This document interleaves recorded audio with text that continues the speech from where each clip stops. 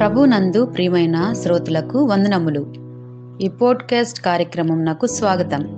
మీ అందరి కొరకు ఈ కార్యక్రమమును ప్రసారం చేయుచున్నాం. విని దైవాశీస్సులు పొందుకోగలరు. ప్రభునందు నా ప్రియమైన దేవుని బిడ్డలారా, మీకందరికీ ప్రభు పేరట ప్రేమతో వందనములు. మనలో చాలా మంది విశ్వాసులం కూడాను దైవ సేవకులను తప్పుగా అంచనా వేస్తూ ఉంటాం. దైవ సేవకులు దేవుని ప్రతినిధులు, రాయబారులు, వార్తావారులు, కాపరులు. ఇన్ని గుణలక్షణాలు దైవ సేవకులకు దేవుడిచ్చాడు. వారు అనేకులకు దీవెనకరంగా, దేవునికి మహిమకరంగా ఏర్పరచబడినటువంటి వారు. వారి విషయమై వారిని ప్రజలు ఏమి చేయుదురో ప్రభు చూసుకుంటాడు. అంతే. రాజు ప్రతినిధులను అంగీకరించిన వారు, రాజును అంగీకరించిన వారు అని 2 సమూయేలు 10వ అధ్యాయంలో వ్రాయబడి ఉంది. ఈ మాట మరొకసారి చెప్తున్నాను. రాజు ప్రతినిధులను అంగీకరించినటువంటి వారు రాజును అంగీకరించినట్టు, ప్రభువు యొక్క సేవకులను అంగీకరించిన వారు ప్రభువును అంగీకరించినట్టు. రాజైన దావీదు పంపిన సేవకులను అవమానపరిచిన అమ్మోను రాజైన హామాను యొక్క దుస్థితి బహు ఘోరంగా మనకు ఆ భాగంలో వ్రాయబడి ఉంది.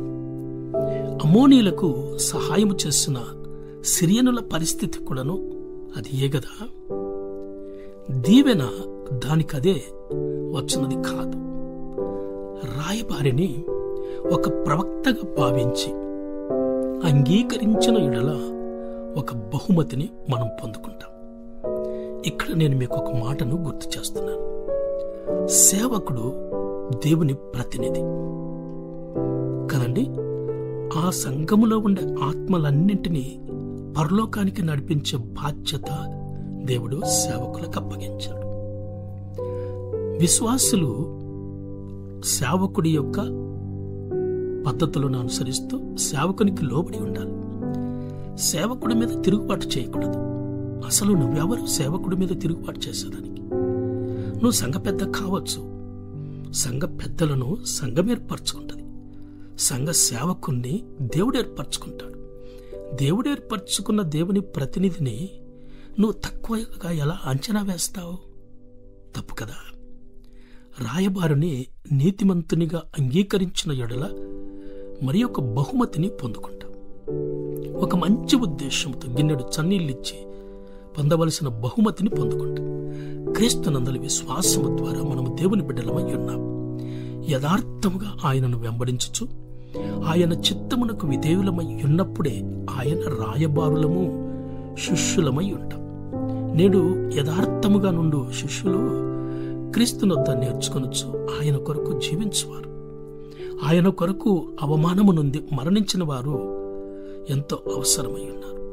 అంతటి గొప్ప సేవకుల సాక్షి సమూహము మేఘము వలె మనలను ఆవరించి ఉన్న సంఘములో నేడు మనముండుట మనకు ఆశీర్వాదకరం.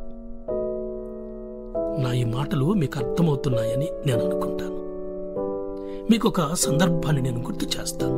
మొదటి రాజుల గ్రంథం 13వ అధ్యాయం 1 నుండి 6 వచనాలు మీరు చదవండి. అక్కడ రాజైన యెరోబాము బలిపీఠం మీదకి ఎక్కుతాడు.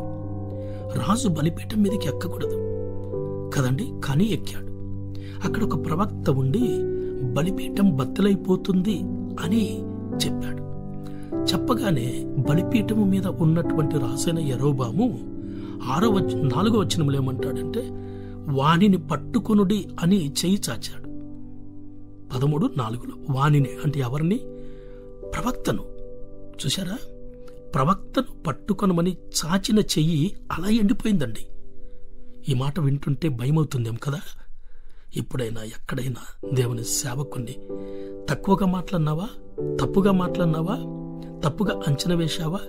నీకు లోబడి ఉండాలని నీ అధికారాన్ని చలాయించే ప్రయత్నం చేశావా? ఇదిగో యరొబాము పరిస్థితి చెయ్యి అలా ఎండిపోయింది, శక్తి లేకుండా ఎండిపోయింది. మరలా ప్రవక్త ప్రార్థిస్తేనే మరలా రక్త ప్రవాహన జరిగింది, ఎముకలకు బలం వచ్చింది, నరములకు శక్తి వచ్చి చెయ్యి ఫంక్షన్ అవటం జరిగింది. క్షణాలలో జరిగిపోయిందండి. నా ప్రియమైన దేవుని బిడ్డ, జాగ్రత్త. ఎప్పుడైనా నీ విశ్వాస జీవితంలో సేవకునికి వ్యతిరేకంగా మాట్లాడిన సందర్భాలు కానీ, సేవకుని తక్కువగా అంచనా వేసిన సందర్భాలు కానీ ఉన్నాయేమో జాగ్రత్త కదండి. హెబ్రీ 13:7 అంటాడు, మీ పైన నాయకులుగా ఉన్నవారు లెక్క అప్పగించు వారి వలె మీ ఆత్మలను కాయుచున్నారు గనుక వారు దుఃఖముతో ఆ పని చేస్తున్న యెడల అది మీకు నిష్ప్రయోజనము గనుక దుఃఖముతో కాక ఆనందముతో చేయనట్లు వారికి లోబడి ఉండుడి. ఇది మనం చేయాలి, ఇది మనలో ఉండాలి. ప్రియమైన దేవుని బిడ్డ, ఈ మాటలు నీకు అర్థమవుతున్నాయని నేను అనుకుంటూ ఉన్నాను కదా. అలానే ఉండగలిగితే, అలా జీవించగలిగితే సేవకుడు నీ కొరకు ప్రతిరోజు దేవుని సన్నిధిలో ప్రార్థన చేస్తాడు. ఆయన ప్రార్థన నీకు అవసరం. అదే నిన్ను పరలోకానికి నడిపించేది. ఆయనకు లోబడి ఉండి దేవుని దీవెనలు పొందుకోవాలని కొద్ది మాటలు ప్రభు పేరిట నేను తెలియజేస్తున్నాను. ప్రభు కృప నిన్ను నిత్యము నడిపించునుగాక. ఆమేన్. ఈ కార్యక్రమమును గూర్చి మీ సలహాలు మరియు మీ ప్రార్థనా అవసరతల కొరకు మమ్మను సంప్రదించవలసిన మా ఫోన్ నంబర్ 9480585039 మరియు ఈమెయిల్ ఐడి info@fibaonline.org. మా ఫోన్ నంబర్ మరొకసారి 9480585039. Email ID info@fibaonline.org.